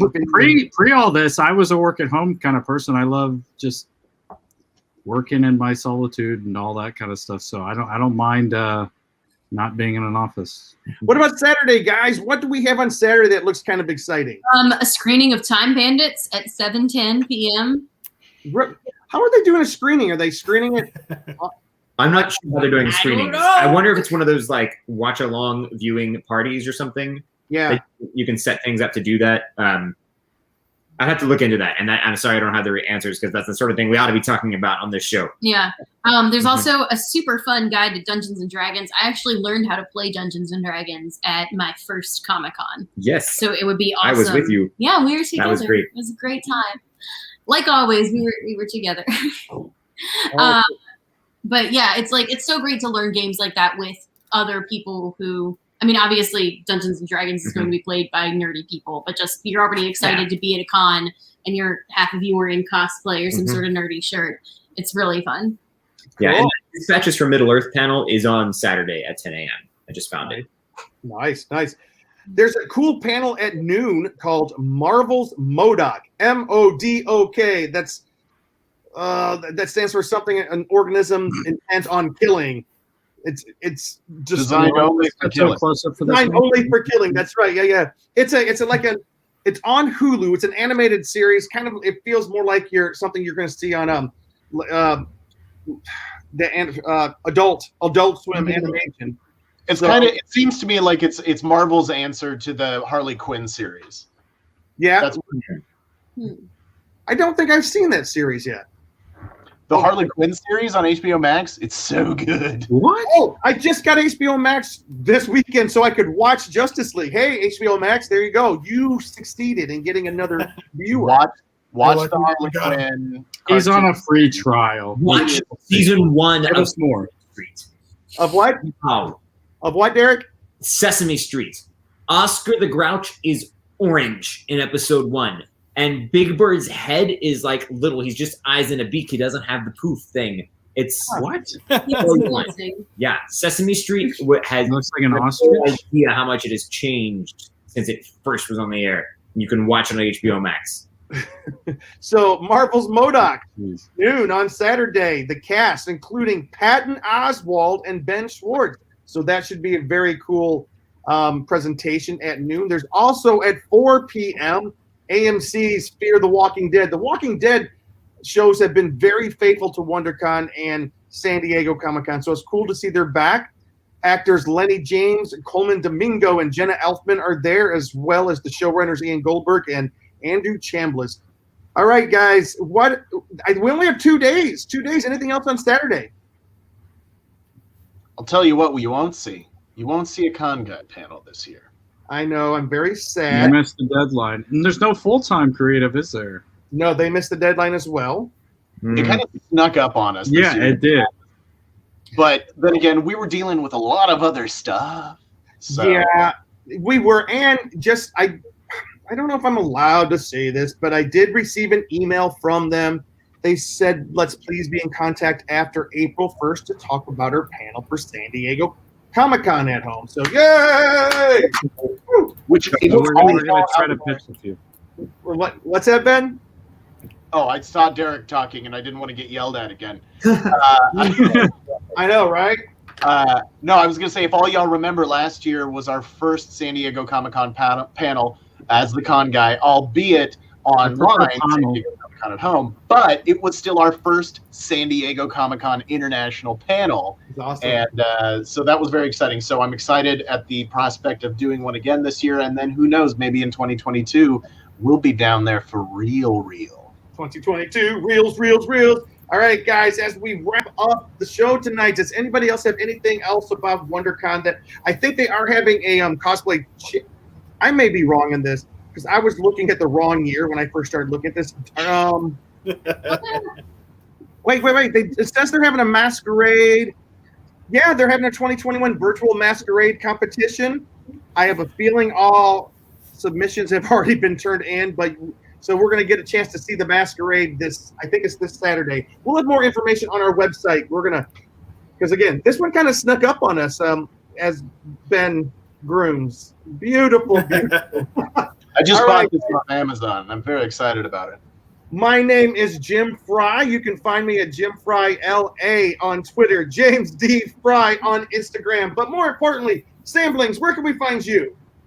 You can find me on Instagram at DNAYS. Also on Instagram at The Con Girls. I'm posting there with Katie. Hopefully we'll get Ben and Derek's wives on there a little bit too, because they're also very nerdy con ladies.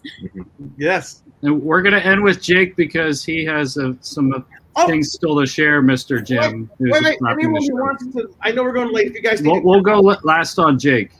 So Jake's going to share some. He's got some cool collectibles that have been coming out. So yeah. I was going to, Luke, you have the pictures? Oh, yeah. So I guess we'll go into that now. Well, let's share him now. Let's share him now. Let's let Ben take us up tonight. Yeah. All right. So these are new from Hasbro. These are the Marvel Legends Retro Series figures. So let's get them all in there. Yeah, there you go. That's pretty much the full set. There's still a few that's not. Wasn't there Iceman somewhere? Yeah, there's Iceman and. Oh, you've got Electro in there. Yeah, so these are really fun. They're made to look like vintage, I guess, Star Wars-ish 3 3/4-inch figures. And the packaging, I think Luke has a picture of the packaging there as well. Mm-hmm. One of them. Yeah. So talk about nostalgia. You just see that. It's like, oh man. So these are just starting to show up in stores now. I think we're seeing the Incredible Hulk right now, and it's got a cool, almost like poster type background. So these look really good in the box. Yeah. What's this Kenner on it? Is this really Kenner? No, because Hasbro bought Kenner back in the 90s. Yeah. So now they put that logo on it just to look like official old school. Nice. These were some exclusives from the Hasbro. These are variants like the metallic paint, so that's nice little. Nice. How tall are these, Jake? They're only here. I actually have some with me right here. So this is a Spider-Man figure, and then just to show you the comparison, this is a vintage Boba Fett action figure.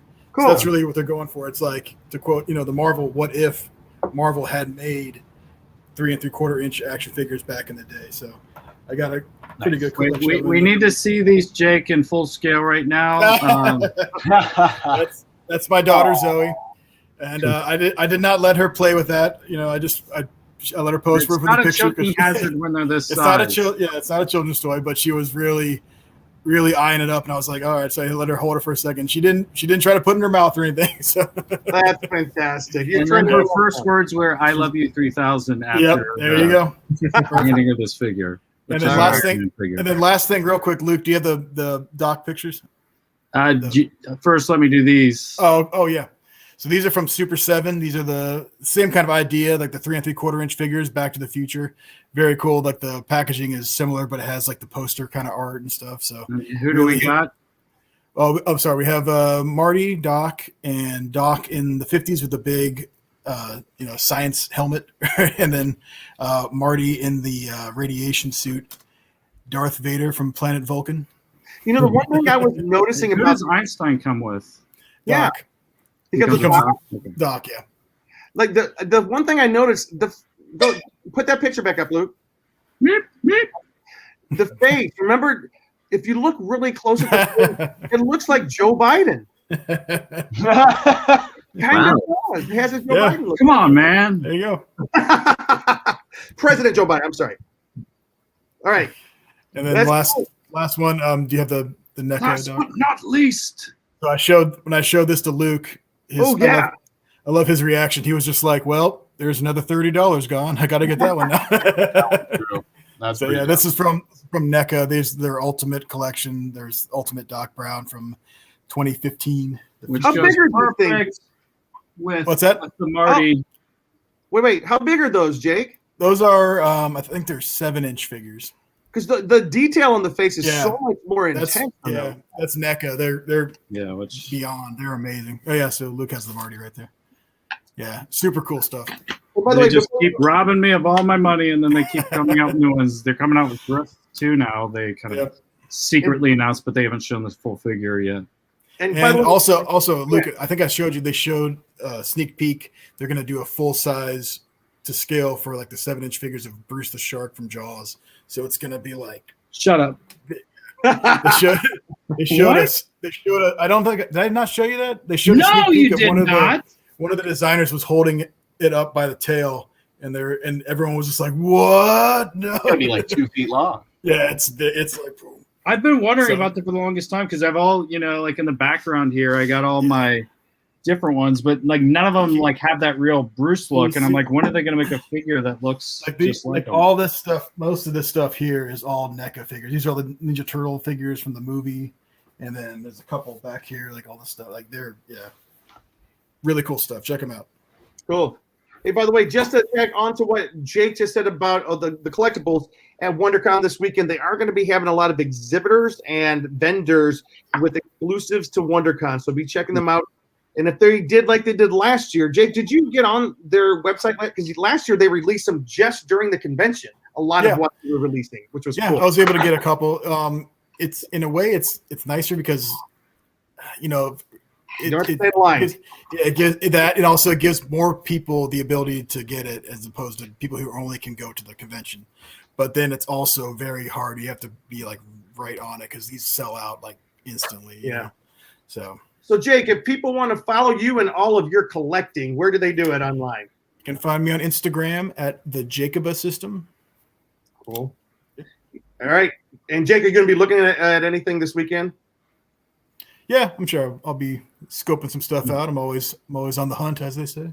Cool. If you find anything, let us know. Cheeseman, where can people find you? Well, I don't have a lot of toys to share right now, but you can find me on Instagram at cheeseoncouch, also on Twitter, and also on theconguy.com. All right, Ben, take us out. Hey everyone, it's me.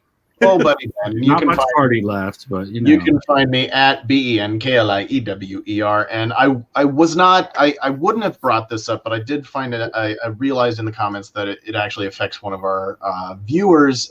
So Jim, I don't know if you could bring up this comment from Marvel Universe that was a bit longer a little while ago, around 9:30. Yeah, there we go. So Marvel Universe, and thank you for watching the show tonight. We really appreciate you being supportive of our program. He says, it's nice being here to talk about comics. I live in Boulder, Colorado. There has just been a shooting in Denver. 10 innocent people died out of nowhere. It was in a King Soopers, which is a grocery store there, and it's getting scarier.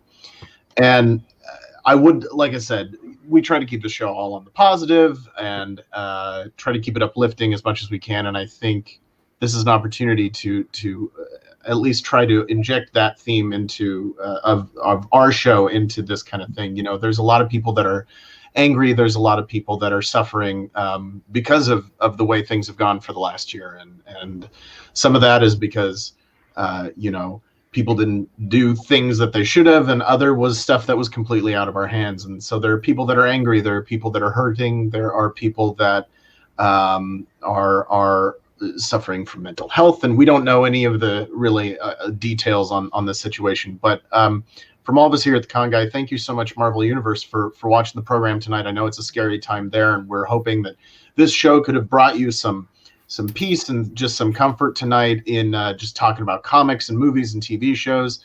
That's what we're here for, and that's what we want to focus on. We want to focus on the great things that we love, that bring us together as people, and not the things that separate us. And so I just want to leave us with this. We come together on this show to talk about the things that we love, to talk about the things that have brought us together and really helped us to grow as friends. And in doing that, just care about each other, take care of each other, love thy neighbor, and try and just keep, as the old song says, and as my mom always tells me, keep on the sunny side.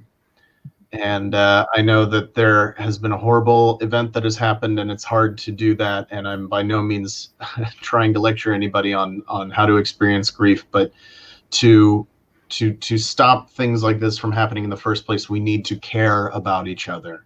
So care about people as they're feeling now, allow them to experience their grief, and just be there for each other. And let's focus on what brings us together. Amen, Ben. Thank you so much for that. Thank you, everybody, for tuning in. And hopefully we'll see you guys this weekend at WonderCon. And always remember, love each other, be nice to each other. Luke had a great message for us last week. Love your friends. You don't know how long you have them for. And love your parents. I know if my mom's on here, I had a parental health scare just today and kind of threw me for a loop. So, love your mom, call your mom, love your dad, love each other. And guys, we'll see you at the cons. What was it that Bill and Ted said? Be excellent. Good night, everybody.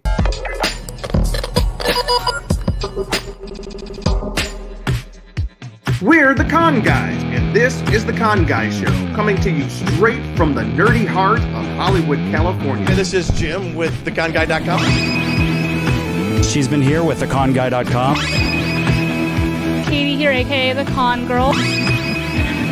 Zordon did not want 5 teenagers with attitude. My name is Derek Sam. I'm Danae Sams, and that's my brother. We are your home for news, opinions, and interviews from the world of Comic-Cons and fandoms. Your ultimate insiders for all things